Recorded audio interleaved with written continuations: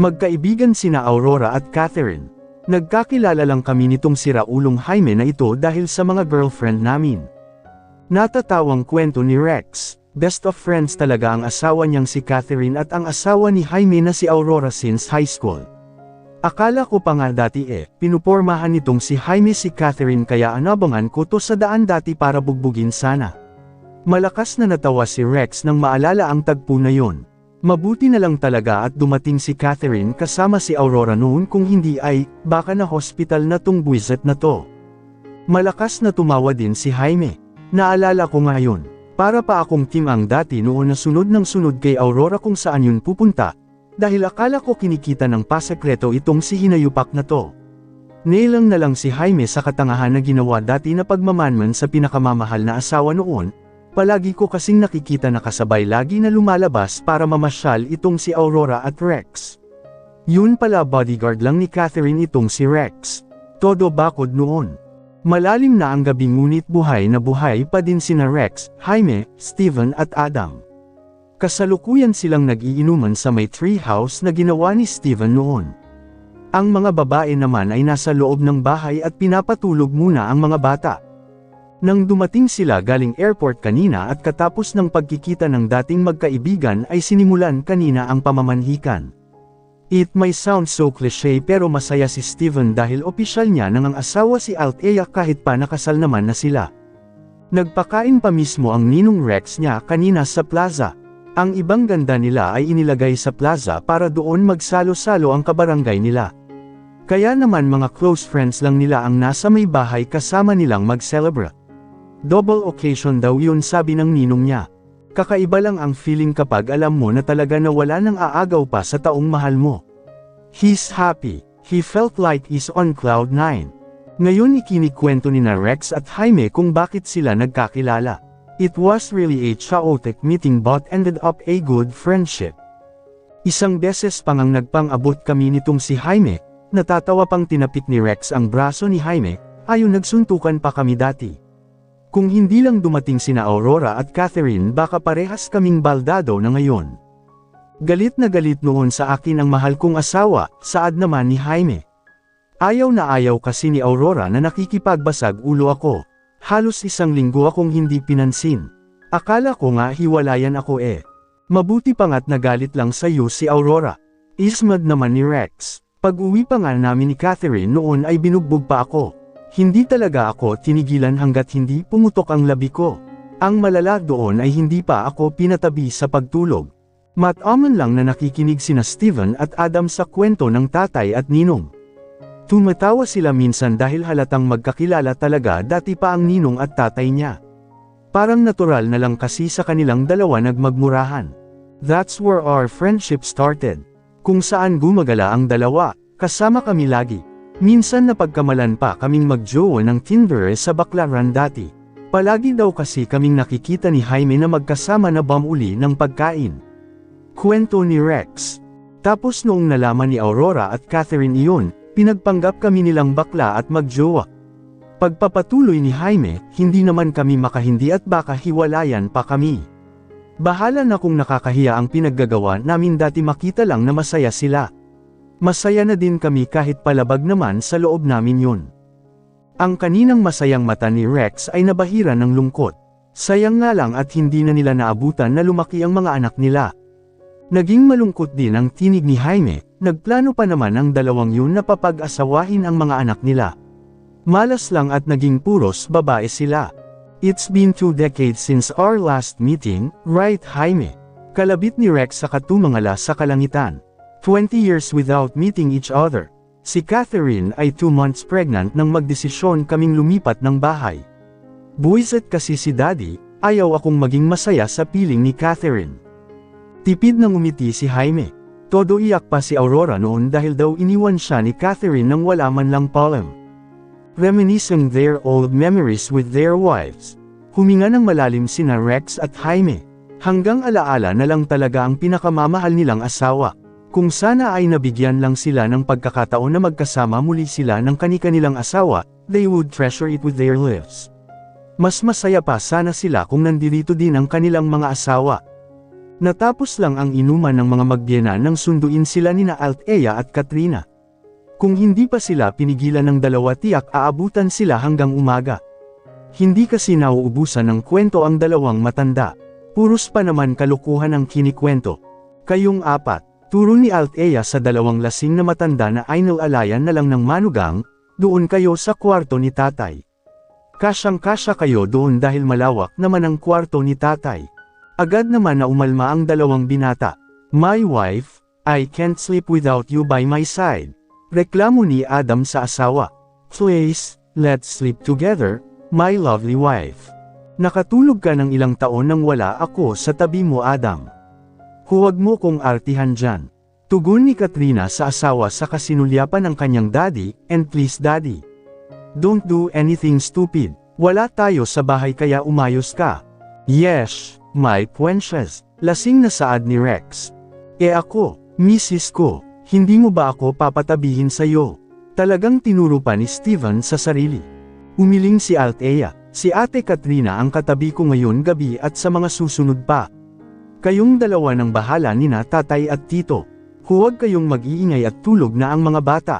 Please, misis ko, huwag mong patabihin si Andrew sa prinsesa ko. Alma ni Steven pero hindi siya pinakinggan ng dalaga. Si Althea naman at Katrina ay tunguin buong kwarto. Magkatabi na natutulog sina Andrew at Sabrina sa crib. Nakayakap pa talaga si Andrew kay Sabrina. Kung makikita lang to ni Steven, tiyak akong magwawala yon. Humadjikik naman si Althea sa kakinuhanan ng litrato ang dalawa. Noong Steven, ani Katrina, he would probably throw a fit. Habang tumatawa ang dalawa kabaliktaran naman ang lagay ng mga asawa nila. Steven and Adam were miserable in the hands of their in-laws. Matapos nilang akayin ang dalawang lasing na matanda ay kailangan pa nilang linisan at damitan ng bago. Tatay, huwag mo ngang idantay sa akin ang binti mo. Ang bigat, umusag ka doon. Pilit na binabaklas ni Steven ang binti ng biyenan sa bewang niya. Papa, get off your hands. My Katrina is the only person who can hug in sleep. Reklamo din ni Adam. Malapad ang higaan nila. Pero dahil sa dalawang matanda na lasing nagsisiksikan sila sa gilid. Parehong nasa gilid ng kama nina Adam at Steven habang napapagitnaan nila ang dalawang matanda. Ang arte talaga nitong manugang ko Jaime. Ayaw akong payakapin. Lasing na sumbong ni Rex. Parehas sila ng manugang ko, lasing din na sabi ni Jaime. Ikaw na lang ang yayakapin ko my loves. Yamakap naman agad si Rex kay Jaime. I love you my loves. I love you too my loves. Tugon ng lasing na si Jaime. Si Steven at Adam naman ay may nandidiring ekspresyon sa mukha. These two old men are gross. Komento ni Adam sa dalawang matanda na nagyayakapan na ngayon at nagsasalitan ng halik sa noo. I'll take a video. Ipapakita ko bukas sa dalawang yan ang mga pinaggagawa nila. Masayang nananaginip si Althea ngunit naudlot iyon dahil sa ingay na nagmumula sa labas ng bahay. Hindi niya marinig ng klaro iyon pero hinuhan niya ay may nagpapatugtog. Nang imulat ni Althea ang mga mata sakto din nakagigising pa lang din ni Katrina. Papungas-punas na naghikab si Katrina at nagtanong, "What's with that noise?" Sinipat siya ang cellphone at tiningnan ang oras. It's still 6 in the morning. Bakit ang ingay? Naghikab si Althea saka inunat ang katawan.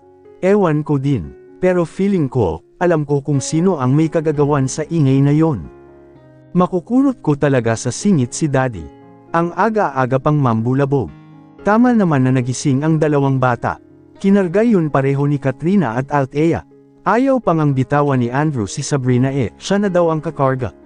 Naghilamos muna at nagsipilyo si Althea at Katrina bago bumaba karga ang mga anak. Nadatnan nila sa salas ang kani-kanilang asawa na nakasandal sa upuan at parang mga pagod. Wala sa sarili naman na hinahalo ni Steven ang kape habang nakatitig sa kawalan. Si Adam naman ay nakapikit ang mata habang may yakap na unan. Anong nangyari sa inyo? Ang aga-aga pa parang pinagsakluban na ng langit yang mga mukha ninyo. Tanong ni Katrina saka inilapag ang anak sa tabi ng asawa at kumandang sa hita nito saka humulik sa labi. What happened to you love? Parang hindi ka nakatulog, Ang itim ng ilalim ng mata mo.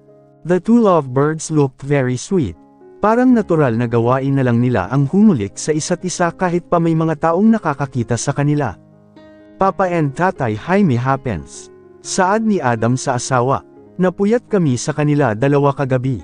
Si Althea naman ay dinaluhan ng asawa na tulala sa kawalan. Hinaplos ni Althea and pisngi ng binata para kunin ang atensyon nito. Ayos ka lang ba, Steven? Nag-aalalang tanong ni Althea. Pwede ka pa naman matulog kung inaantok ka pa. Ako na muna ang bahala sa kanila. Napukaw naman ang atensyon ni Steven dahil sa haplos ng misis niya. It was very warm, kaya gusto niyang nagpapalamang sa asawa Naghikab saglit si Steven bago kinarga ang anak at isinandal ang noo sa balikat ng asawa. My head hurts, misis ko. Parang kailangan ko ng kiss mo. Sinulyapan muna ni Althea ang mag-asawa sa tabi nila. Nahihiya siya dahil baka narinig nila ang sinabi ni Steven. Minsan talaga walang preno itong bibig niya Palagi naman niyang hinahalikan si Steven pero hindi siya sanay sa harap ng maraming tao. Nakahinga naman ng maluwag si Althea dahil wala sa kanila ang atensyon ng mag-asawa sa tabi. Parang meron mundo sina Katrina at Adam habang ang anak na si Andrew ay nakayakap sa bewang ng ama. Tinampol naman ni Althea ng mahina ang braso ni Steven. Huwag kang ang magsasalita ng ganyan kapag may tao sa paligid. Mahina niyang bulong. Nakakahiya. Steven's head, parang halik lang Wala naman pakialam ang dalawang yan sa atin. And besides, we're married. What's wrong with kissing your husband? Tumigil ka, Steven. May ibang tao dito. Sinulyapan ni Steven ang mag-asawa sa kanilang tabi. Look at them. Wala sa atin ang atensyon nila. Sige na, please misis ko. Minuso ni Steven ang labi, isang kiss lang.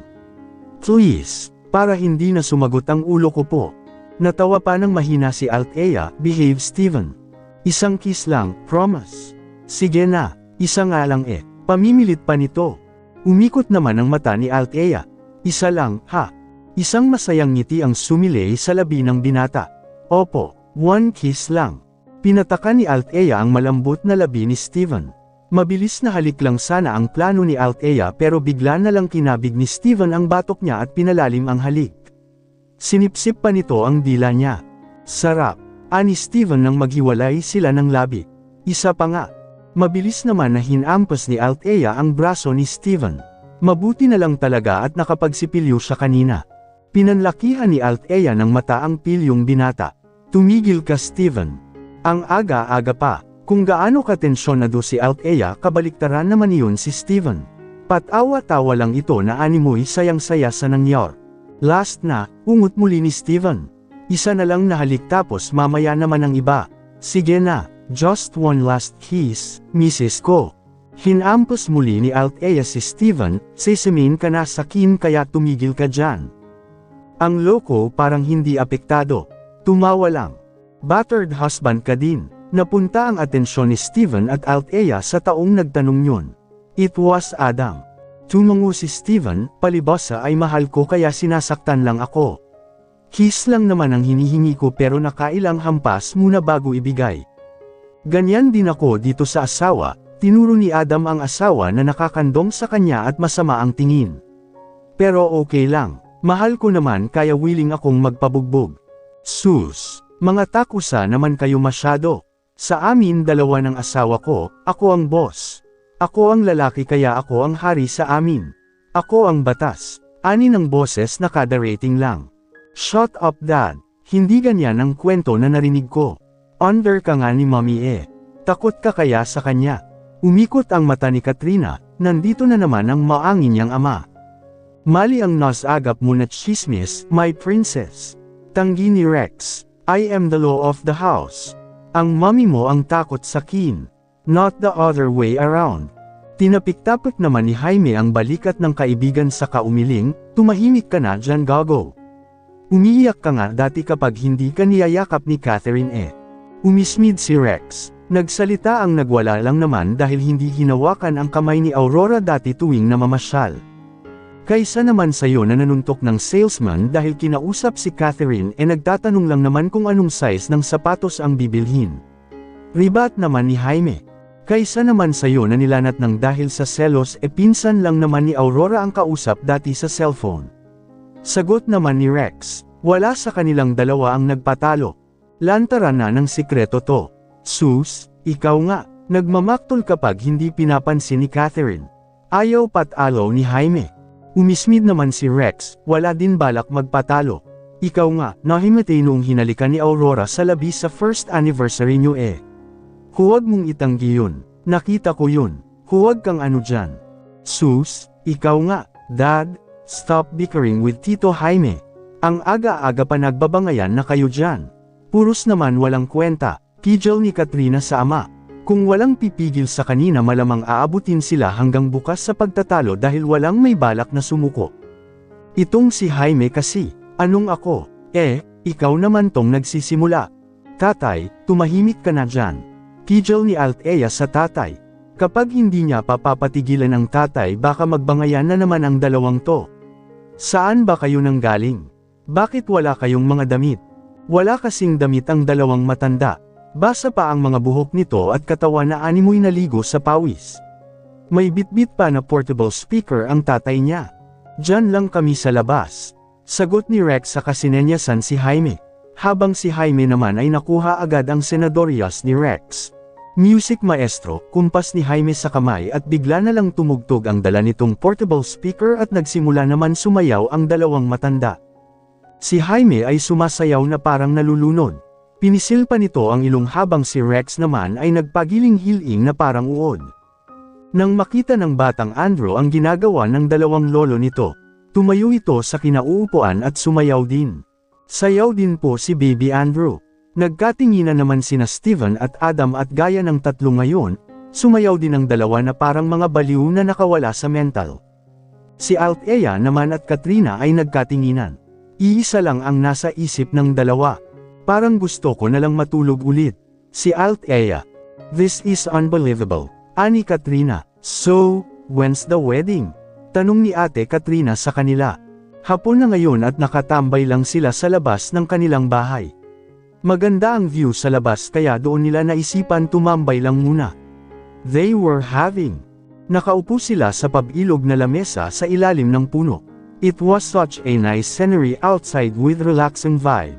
As usual, magkatabi na naman ang dalawang matanda na todo kung magsagutan wala naman kwenta ang pinag-aawayan at si Steven naman ay todo bakod sa anak na si Sabrina dahil panay ang lapit si Andrew dito.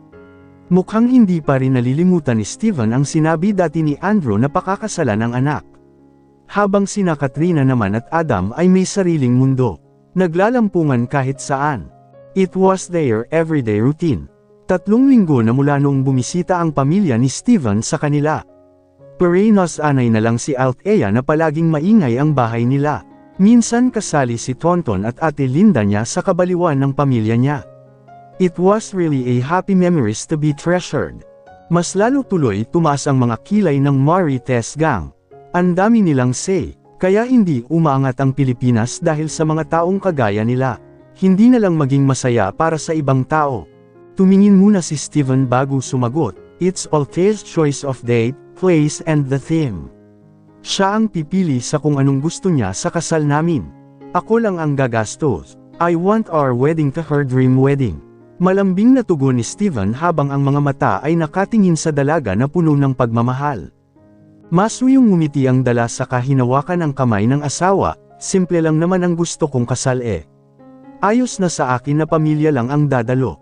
Simplicity is not on our vocabulary when it comes to wedding, Althea, seryosong saad ni Rex. Himala at sumeryoso ito ngayon. Kadalasan kasi ay puro kalokohan lang ang mga sinasabi nito. We exert effort just to make your dream wedding fulfill. Kahit pa ilang milyon ang kailangan gastusin matulad lang ang kasal na gusto mo. It's one-time experience, isang beses ka lang ikakasal. Dapat Randy. Maraming beses na naumikot ang mata ni Katrina dahil sa mga lumalabas sa bibig ng ama, don't give that foolish beliefs, Dad. Maraming beses na pwedeng ikasal ang mga babae. Itinaas ni Katrina ang daliri at may 3 singsing doon, these rings are proofs. 2 wedding rings and engagement ring. 2 beses na akong ikinasal dahil sa loko kong asawa. And worse, wala pa akong kaalam-alam na ikakasal na pala ako. Para akong tanga na naglalakad sa aisle, kasi wala akong kamalay-malay. Napatitig naman si Althea sa mga singsing ng ate Katrina niya. Lahat yun, magaganda at halatang mamahalin. Kinasal ka din ng walang alam ate Katrina? Tak-ang tanong ni Althea. Yes. Agarang sagot ni Katrina. Akala ko dadalo lang kami sa isang event. Kasal ko na pala. Sinama ng tingin ni Katrina ang asawa na tumatawa sa tabi niya. Tinuro naman ni Althea si Steven, ganyan din po ginawa nito. Kung hindi ko pa nakita ang marriage certificate namin hindi ko pa malalaman na kasal na ako sa kanya. Tinuro din ni Althea ang kanyang tatay. Kasali pa si tatay sa pagplano. Parang proud naman na tumingin si Rex sa kaibigan. Kakuntsaba ka rin. Ganyan talaga kapag pogi, hindi pwede mahuli sa mga kalokohan. Nagmamayabang na saad ni Jaime, ikaw ba? Kasabwat ka din. Of course yes. Natatawang sagot ni Rex. Ako ang nagpili ng wedding ng anak ko eh. Nag-high five pa nga ang dalawa. Proud na proud sa kanilang ginawa. Galawan ng mga gwapo talaga. Puri ni Rex sa sarili. At nagpogi pose pa ito. Kapag kalokohan hindi din magpapahuli si Jaime, galawan ng mga macho at yummy. At nagsimula ang abangan ng dalawa. Ang apat na lang ang nag-usap ng matino. Sana lang talaga matino ang pupuntahan ng pag-uusap nila. May naisip ka na kung kailan? Masuyong tanong ni Steven sa asawa. Balak ko sanang pakasalan ka sa simbahan kapag nakagraduate ka na eh. Pero wala na, curiosity really reveals secret. Is it supposed to be curiosity kills the cat? Lagong tanong ni Adam. I have my own originality.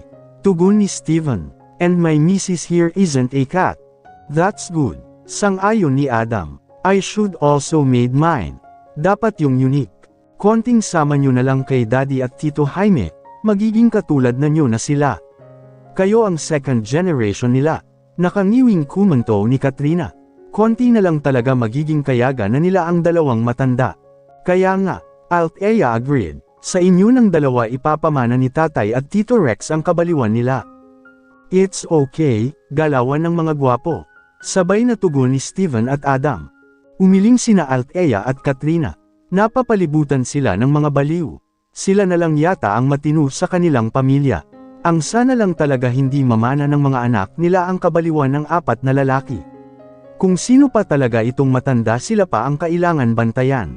Lalo na ang dalawang matanda na ngayon ay nagpapalakihan na ng muscles at nagpaparamihan ng abs. Pumapangalawa ang mga asawa nila na gumagawa ng sariling kasabihan para daw may originality sila.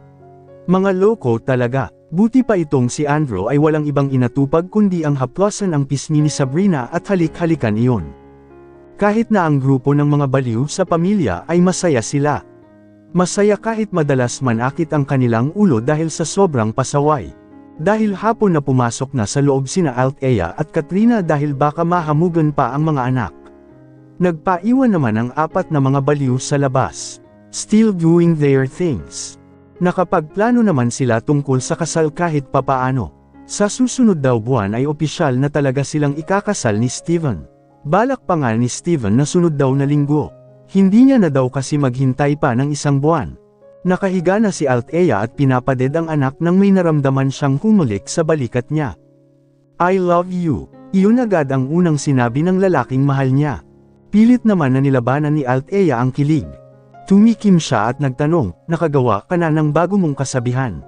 Humalaklak ang binata saka hinaplos ang pisngi ng anak, huwag mong uubusin ang gatas ni mama mo. Save some for daddy, ako naman ang dead-id katapos mo. Natampol naman ni Althea ang asawa. Kung ano-ano yang sinasabi mo sa anak mo, Steven. What? Inosenteng tanong nito, sinasabi ko lang naman sa kanya na huwag mother mo. Sharing is caring. Pinahiram ko na nga ang anak natin ng didi mo tapos uubusan pa ako ng gatas. That's wrong. Napakagat naman sa labi si Althea nang sipuin ni Steven ang bakante niyang dibdib at hinaplos iyon. Steven, pidgel ni Althea pero parang daing ang pagkakasabi niya sa pangalan ng asawa. Nakikita tayo ni Sabrina. I'll just touch this. Steven whisper flirty way. Dinilaan pa nito ang tenga niya. Papatulugan ko muna si Sabrina. Tumigil sa paglama si Steven at pinataka ng balikat niya ng isang halik sa kakinargaang anak. Pumunta ka sa banyo at ihanda ang bathtub. Nangingibabaw na utos ni Steven. We can't do it here. Sabrina might see you as making our second baby. She might be traumatized if that's happen. Sa totoo lang hindi alam ni Althea pero nakita niya ang sarili niya sa ilalim ng shower at naliligo. Minsan lang sila kung magsiping ni Steven pero ilang oras naman nilang ginagawa iyon. Maya-maya pa'y may naramdaman siyang kamay na lumalandas sa hubad niyang likuran.